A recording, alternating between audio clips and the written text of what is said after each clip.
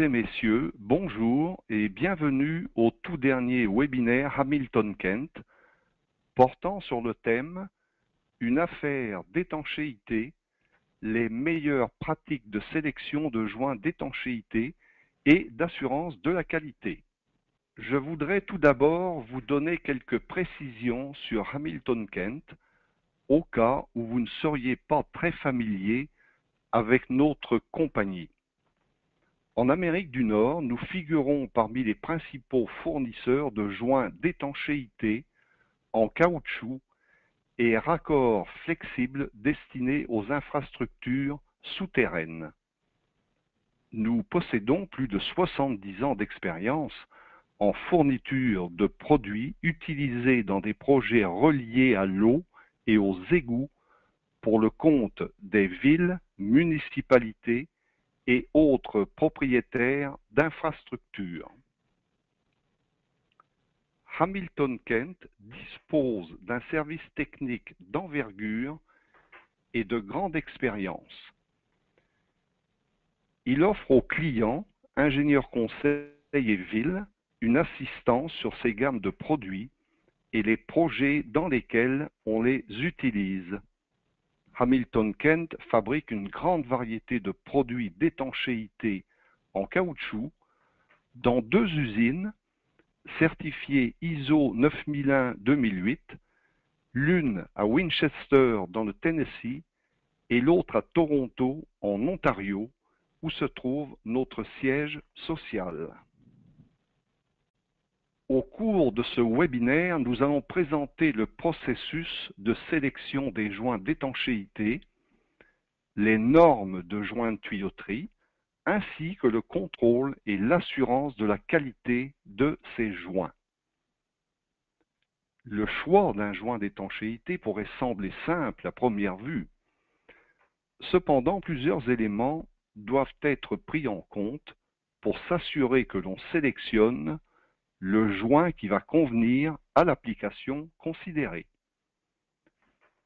Ne pas oublier notamment la conformité aux normes de l'industrie et l'obtention d'un assemblage étanche à l'eau. Je voudrais simplement maintenant vous montrer une coupe des différentes sortes de joints d'étanchéité que vous avez pu voir ou encore utiliser. S'il est vrai qu'il existe de grandes différences entre les configurations, elles ont toutes leur utilité selon l'application et les exigences du projet. Sur cette diapositive, vous pouvez ainsi observer un joint prélubrifié, notre Tylox Superseal, où l'on aperçoit le marquage de couleur rouge indiquant où se trouve le lubrifiant à l'intérieur du tube roulant. Il y a aussi un joint d'étanchéité torique, un joint à section profilée avec rainure pour joint torique, un joint à section profilée conçu pour un enfouissement profond, ainsi que divers autres joints à section profilée, l'un avec lamelle et l'autre en forme de coin double. Supposons maintenant que votre compagnie envisage de changer les joints d'étanchéité. Quels sont les facteurs dont elle doit tenir compte? Le premier de ces facteurs, c'est l'outillage de production utilisé qui limite immédiatement le choix des joints. Pratiquement chaque type de joint d'étanchéité peut s'utiliser dans un assemblage de conception spécifique. Le deuxième facteur concerne aussi l'outillage, mais dans le cas où vous achetez de nouveaux outils, ce qui vous donne la possibilité de prévoir en même temps le type de joint d'étanchéité que vous utiliserez. Vous avez alors un certain contrôle sur le montant à payer en fonction de la configuration des joints. Plus le joint est serré, autrement dit plus l'espace annulaire total est petit, plus les dimensions du joint sont petites et par conséquent, plus son coût à l'achat devrait être réduit. Mais n'oubliez pas que plus un joint est serré, plus vous devez travailler avec précision. Il existe en effet une très petite marge entre un joint qui fuit et une emboîture qui éclate. Le troisième élément dont vous devez tenir compte concerne les attentes des entrepreneurs dans votre marché. Je vous suggère de vous renseigner auprès de vos clients car le genre de joint utilisé pourrait en dépendre. Votre capacité à leur offrir ou non un nouveau type de joint dépend des relations que vous entretenez avec eux et de votre aptitude à les former et à l'utilisation d'un nouveau produit. Il arrive souvent que si vous leur montrez que vous pouvez leur faire économiser du temps, de l'argent ou leur éviter des tracas en utilisant un nouveau joint, ils auront au moins envie d'en savoir davantage. Enfin, le dernier élément consiste à savoir quelles sont les caractéristiques du joint les plus importantes pour vous. S'il s'agit du prix, votre choix devient limité. Bien que le prix ait son importance, la valeur globale que représente le produit pour vous et vos clients est encore plus importante. Citons par exemple le cas d'un client qui a décidé de choisir des joints pré-lubrifiés, même s'ils sont plus chers à l'achat, afin de réduire le risque d'oubli de la lubrification au chantier par l'entrepreneur. Pour ce client, la préservation de sa réputation et de la qualité de ses tuyauteries, ainsi que la réduction du nombre d'appels de service, valait bien plus que le coût supplémentaire des joints prélubrifiés. La prochaine étape du processus consiste à demander à votre fournisseur de joints de vous présenter les possibilités offertes. Voyons donc quelle méthode utilise habituellement une compagnie qui fabrique des joints d'étanchéité. En premier lieu, son service d'ingénierie étudie les exigences de votre projet et ou usine, ainsi que vos dessins de joints en ce qui a trait à l'espace annulaire total, au diamètre du bout uni et aux autres dimensions pertinentes selon le type de joint. Les ingénieurs déterminent ensuite quel est le joint d'étanchéité ou quels sont les joints fabriqués qui satisfont aux exigences identifiées lors de l'évaluation. Enfin, ils calculent la valeur de l'étirement s'appliquant aux joints sélectionnés pour établir la longueur de coupe.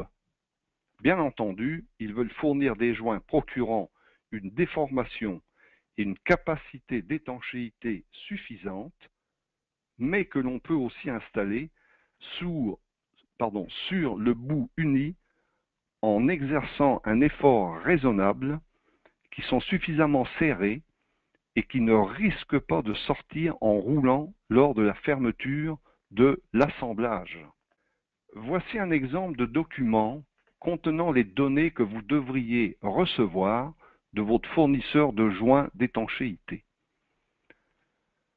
La fiche doit indiquer les mesures et renseignements essentiels se rapportant aux joints sélectionnés pour chaque diamètre de tuyau, incluant notamment le numéro de pièce, le type et le modèle, ainsi que la hauteur du joint et plus encore. Ce sont là des renseignements à conserver dans vos dossiers. C'est particulièrement vrai lorsque vous êtes responsable d'une usine certifiée en vertu du programme QCAST de l'American Concrete Pipe Association ou du programme de certification de la National Precast Concrete Association, car les inspecteurs pourraient demander à avoir ces renseignements lors de leur passage. Parlons maintenant de la sélection des matériaux à base de caoutchouc. Dans certains cas, nous attendons à ce que le matériau des joints d'étanchéité que votre compagnie utilise soit défini par les spécifications du projet. Cependant, dans la plupart des cas, aucune exigence concernant le matériau n'est spécifiée, de sorte que le choix du caoutchouc relève soit de votre compagnie, soit de votre fournisseur de joints pour les besoins quotidiens. On peut toutefois vous demander d'utiliser des joints fabriqués dans des matériaux spéciaux, comme le caoutchouc polyisoprène, dans le cas de projets selon C1619 classe A ou C361. Mentionnons que ce sont là des normes ASTM. Le caoutchouc EPDM a une excellente résistance à l'ozone et aux rayons ultraviolets. C'est pourquoi des joints d'étanchéité fabriqués dans ce matériau s'utilisent dans des installations où ils demeureront exposés à ces éléments pendant une période prolongée. C'est par exemple le cas d'un ponceau à dallo ou d'un tuyau sur lequel le joint doit être collé sur le bout uni avant la livraison au chantier. D'autres matériaux à base de caoutchouc pourraient se détériorer suffisamment en cas d'exposition prolongée au chantier pour que leur performance soit compromise. Le PDM est aussi un matériau de choix pour les applications dans lesquelles le joint pourrait se trouver exposé à un environnement très acide ou au contraire très alcalin. Dans certains projets, on exige des joints d'étanchéité résistants à l'huile, habituellement fabriqués en néoprène ou en caoutchouc nitrile.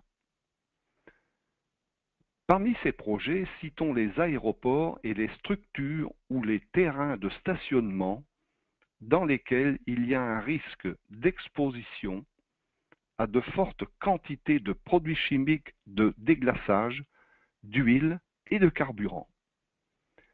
Si vous envisagez un projet de ce genre, il est absolument essentiel que votre équipe de vente et d'estimation apporte une attention particulière aux spécifications.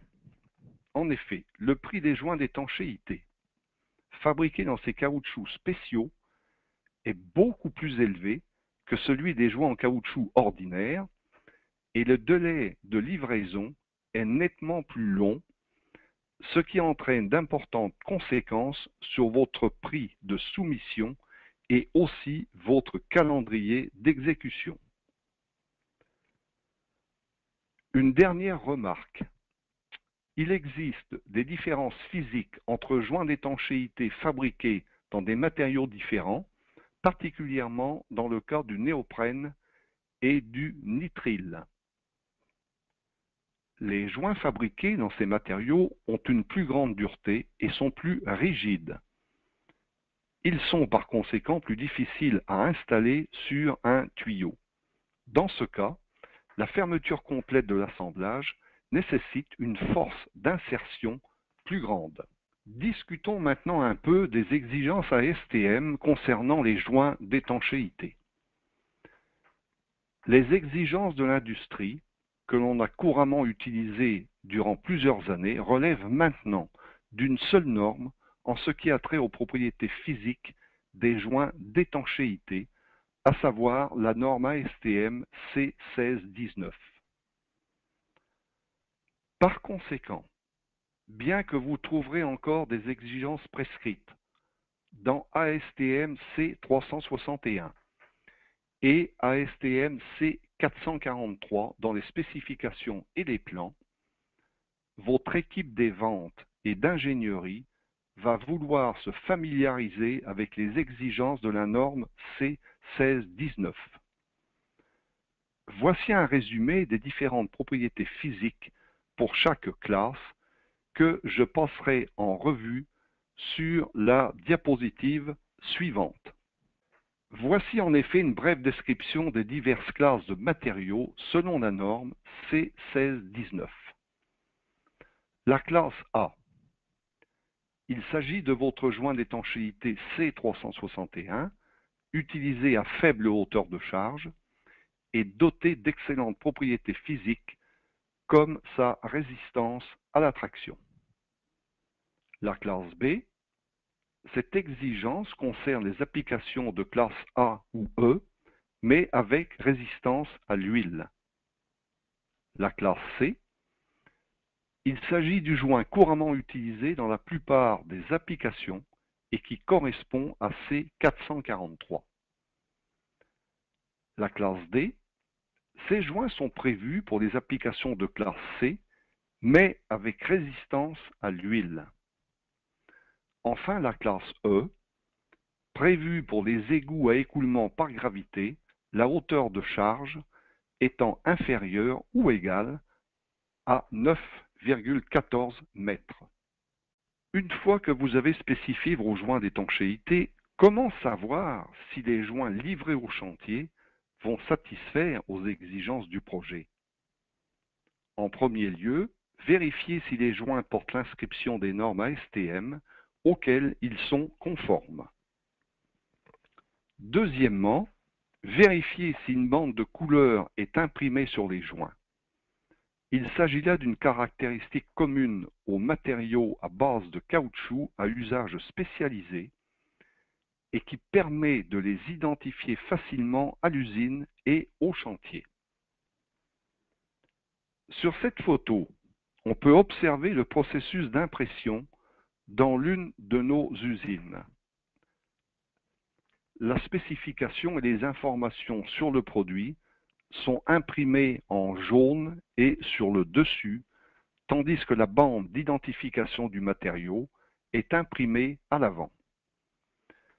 Lorsque vous avez Hamilton Kent comme fournisseur, vous pouvez aussi recevoir les résultats des essais physiques réalisés dans notre laboratoire d'assurance de la qualité avec comparaison par rapport aux exigences des normes ASTM. Maintenant, pourquoi l'assurance de la qualité sur un joint d'étanchéité est-elle aussi importante? Comme je l'ai déjà mentionné, il existe une marge étroite entre un joint étanche à l'eau et un joint défectueux. Les joints d'étanchéité sont conçus pour un ajustement serré entre le bout uni et l'emboîture, de sorte que si la quantité de caoutchouc est excessive ou au contraire insuffisante, il y a un risque d'éclatement de l'emboîture ou d'échec de l'essai sous vide ou de l'épreuve hydraulique. C'est en vérifiant régulièrement les dimensions et les propriétés de vos joints que vous pourrez éviter ce type de problème. C'est en vous assurant que vous avez en stock les joints d'étanchéité adéquats et qu'ils satisfont aux exigences physiques que l'entrepreneur va recevoir les bons produits. L'un des services importants que vous pouvez offrir à vos clients, c'est d'assurer leur formation et leur fournir les directives d'installation des joints. C'est essentiel dans le cas où vous leur fournissez un nouveau joint. Chez Hamilton Kent, nous insérons les directives d'installation dans les boîtes contenant les joints d'étanchéité TSS, car ils sont très différents de ceux utilisés auparavant par certains entrepreneurs. Tous ces éléments se résument à 2 points importants. Les joints se comportent comme prévu et votre compagnie économise de l'argent en réduisant ou en éliminant les plaintes et les appels de service au chantier. En fin de compte, c'est le niveau de confort que vous souhaitez lorsqu'il s'agit de vos joints d'étanchéité. Qu'attend-on exactement du personnel AQ, autrement dit chargé de l'assurance de la qualité, en ce qui a trait aux joints d'étanchéité? Voici ce que les programmes QCAST et NPCA demandent. En premier lieu, une compagnie doit s'assurer que l'on utilise bien les bons joints pour la bonne application. Si les joints expédiés n'ont pas les caractéristiques physiques voulues pour satisfaire aux spécifications du projet, Cela pourrait donner lieu à un problème très coûteux. Je suis certain que personne d'entre nous n'ose un instant penser au coût du démontage d'une tuyauterie pour remplacement des joints d'étanchéité après installation. En deuxième lieu, les compagnies doivent assurer une certification annuelle des propriétés physiques des joints qu'elles utilisent. Ce document est mis à votre disposition par votre fournisseur et se trouve habituellement sur son site web. Voici un exemple illustrant ce à quoi ressemble notre document. En troisième lieu, les usines certifiées QCAST doivent mesurer les propriétés physiques d'un échantillon de leurs joints, ce dont je vais vous parler dans une minute. Dans le cas des usines certifiées NPCA, des mesures doivent être effectuées sur les joints tous les ans, mais aucun essai supplémentaire n'est exigé, sous réserve que les joints proviennent d'une usine certifiée ISO 9001. Les usines doivent aussi conserver des rapports internes permettant de vérifier les dimensions des joints. Les usines QCAST doivent aussi présenter les équipements et les procédures de vérification de ces dimensions pour les joints des tuyauteries sanitaires et des regards. Il y a exception lorsque votre usine fait appel à un tiers. Dans le cas des usines certifiées QCAST, la fréquence d'essai des joints d'étanchéité est la suivante. Dans les petits diamètres, c'est-à-dire ceux inférieurs ou égaux à 850 mm, il s'agit d'un joint sur 300 unités achetées. Dans les grands diamètres, et pour les regards, un joint sur 100 est soumis à un essai. Dans le cas des usines certifiées NPCA, lorsqu'on achète chez un fabricant de joints qui n'est pas certifié ISO, la fréquence d'essai pour tous les diamètres est de 1 sur 300. Le personnel AQ, encore une fois chargé de l'assurance de la qualité, doit réaliser des essais et mesures portant sur les paramètres ci-après. La résistance du raccordement bout à bout sur le joint. Il s'agit de la zone où la bande de caoutchouc a été raccordée bout à bout pour former un joint circulaire au moyen de rubans adhésifs ou de colle. Si un joint d'étanchéité doit se rompre physiquement, ce sera probablement dans cette zone. Le volume des joints d'étanchéité à corps massif. Il faut en faire la vérification. Cela ne concerne donc pas les joints prélubrifiés. Le diamètre de cordon. Il faut aussi en faire la vérification, mais uniquement pour les joints toriques. La longueur de coupe doit être vérifiée pour tous les joints. La dureté au duromètre du caoutchouc doit être confirmée. Finalement, dans le cas des joints d'étanchéité prélubrifiés et à section profilée, la hauteur et la largeur doivent être mesurées. Alors, voyons comment ces essais sont effectués. Tout d'abord, voyons la résistance du raccordement. Il n'y a pas vraiment besoin d'équipement spécial. Comme vous pouvez le constater ici, un morceau de main courante, c'est-à-dire une partie de garde-corps, robuste, et un marqueur de couleur ont suffi. Voici les procédures de base. Votre personne chargée de l'AQ trace un repère visible de chaque côté du raccordement en bout du joint, de sorte que vous avez deux repères à 50 mm l'un de l'autre. On étire ensuite le joint jusqu'à ce que ces repères soient distants de 100 mm. On vérifie ensuite que le raccordement en bout n'est pas déchiré ni fissuré. Les résultats sont alors documentés. Veuillez noter que le joint ne doit être ni plié ni tordu à l'endroit du raccordement. Autrement, on exercerait une force inutile sur ce raccordement dont on n'a pas besoin lorsqu'on étire le joint sur le bout uni au chantier. Un simple étirement, voilà tout ce qu'il faut. La certification exige aussi un essai portant sur le volume et le diamètre du joint. Cela s'applique seulement aux joints massifs, car vous ne pouvez pas mesurer correctement le volume d'un joint prélubrifié compte tenu de la présence du tube roulant. Pour le volume, il existe 3 méthodes simples.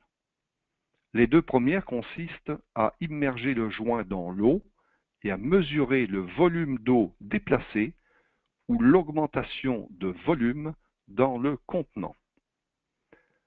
La dernière méthode nécessite le pesage du joint à sec et ensuite son immersion dans un réservoir d'eau avec calcul du poids à partir du volume, puis la comparaison des poids. Les manuels QCast et NPCA donnent des informations détaillées sur ces méthodes où vous pouvez obtenir des recommandations de votre fournisseur. Pour mesurer le diamètre, sous-entendu de la section d'un joint torique, vous devez faire une mesure à 0 et 90 degrés de chaque côté du raccordement en bout, puis prendre la moyenne des 4 lectures. Un outil semblable à celui illustré ici convient très bien. Vous devez ensuite mesurer la longueur de coupe du joint. Nous recommandons la méthode non destructive suivante. Sur une grande surface plate, posez une longue règle plate ou un outil de mesure. Tracez ensuite un repère sur le joint pour établir votre point de départ. Vous pouvez aussi débuter au raccordement en bout. Placez ensuite le repère sur le zéro de l'échelle de mesure et faites rouler avec soin le joint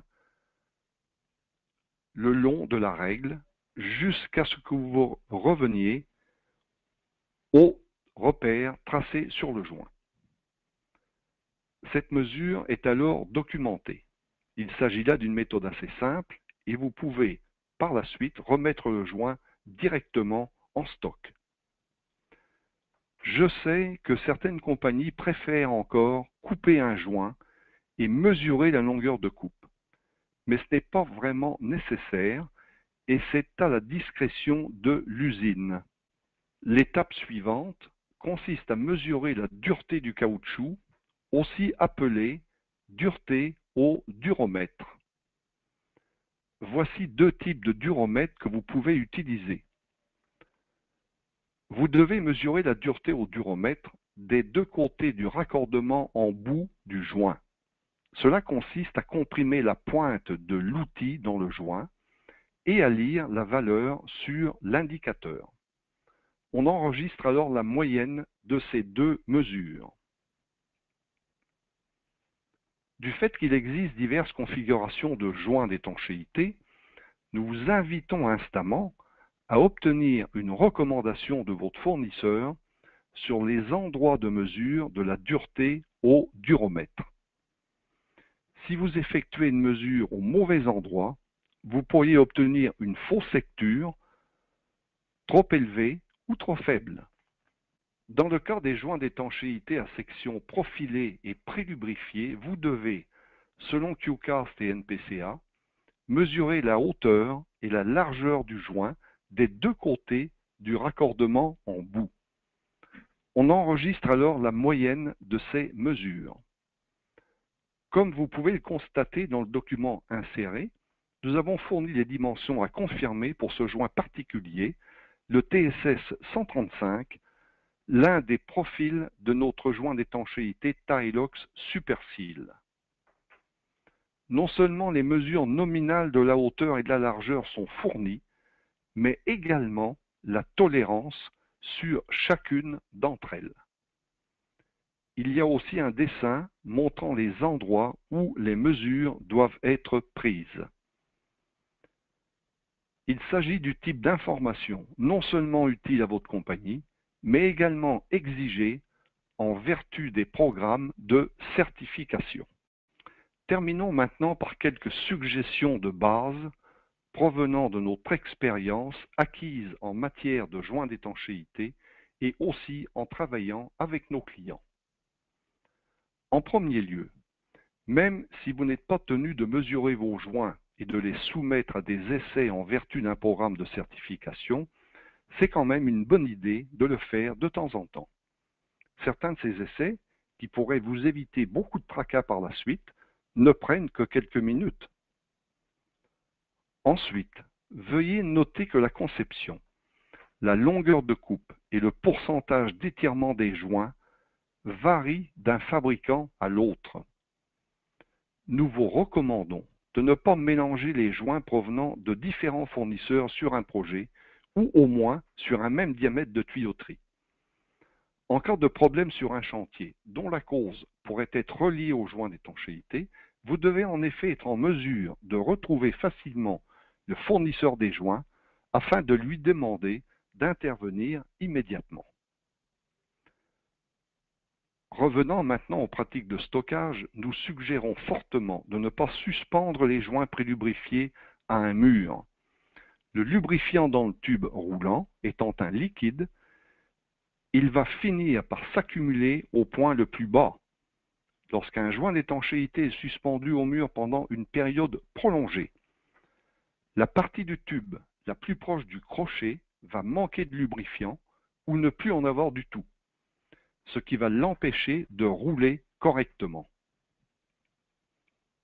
Cela se traduit ensuite au chantier par un manque d'uniformité de la fermeture des assemblages et un risque de défaillance ou de rupture.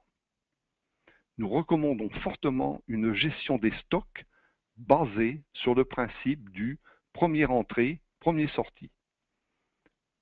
Cela permet d'économiser beaucoup d'argent à long terme. Un joint d'étanchéité stocké à l'intérieur à une température modérée a une durée de conservation d'environ 3 ans. En cas de stockage à l'extérieur ou à une température excessive, cette durée de conservation pourrait diminuer de beaucoup.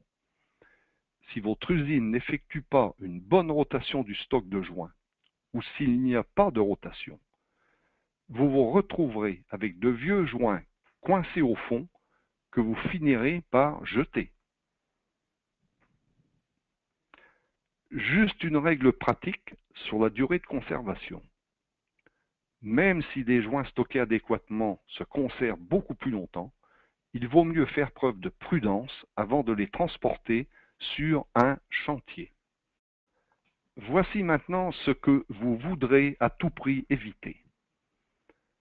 Lorsque des boîtes éclatent et que les joints se retrouvent un peu partout, il y a un mélange des diamètres et les travailleurs vont donner des coups de pied dedans, les jeter ou les laisser se détériorer au soleil.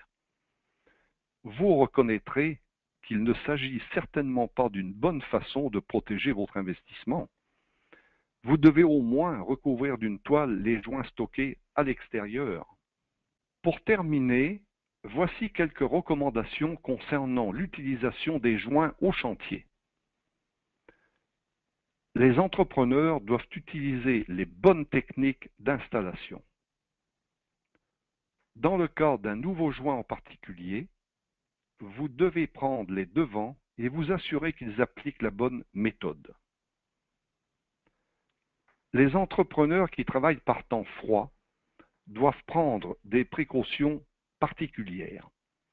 Si on laisse les joints au froid avant l'installation, ils deviennent beaucoup plus durs et les forces d'insertion nécessaires à la fermeture de l'assemblage augmentent substantiellement.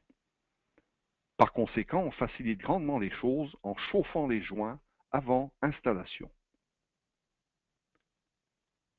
Surveillez l'installation des tuyaux afin de s'assurer que l'entrepreneur les insère de niveau et d'équerre. De la même manière, les colonnes montantes et cônes des regards doivent être descendues en place aussi de niveau que possible. On uniformise ainsi la pression entre le joint et l'emboîture jusqu'à ce que l'on ferme l'assemblage. Lorsqu'un joint sort du bout uni et tombe sur le sol et qu'il vient d'être lubrifié, il faut l'essuyer à fond pour assurer qu'il n'y a pas de saleté ni de pierre collée dessus et qui pourrait causer des problèmes d'installation. Vérifiez que l'emboîture ou le bout uni n'ont pas subi de dommages suite à la manipulation au chantier. Comme les entrepreneurs n'agissent pas habituellement avec une grande délicatesse, l'emboîture ou le bout uni pourrait s'être fissuré ou cassé. Enfin, si un client rencontre au chantier des problèmes reliés aux joints d'étanchéité, vous devez obligatoirement faire intervenir votre fournisseur. Il est dans le meilleur intérêt de tous de résoudre le problème rapidement et votre fournisseur peut parfois donner des informations très utiles, attirer l'attention sur d'autres éléments à vérifier et même donner son avis lors d'une visite sur le site.